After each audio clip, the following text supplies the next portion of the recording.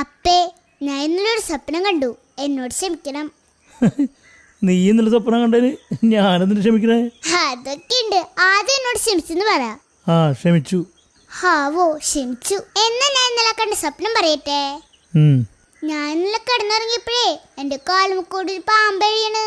എന്നിട്ട് ഞാൻ ആ പാമ്പിന്റെ വാലം പിടിച്ച് കറക്കിയിട്ട് ഒറ്റയടിയെ നിലത്തേക്ക്. ആ പാമ്പിന്റെ തല അരച്ചു പോയി.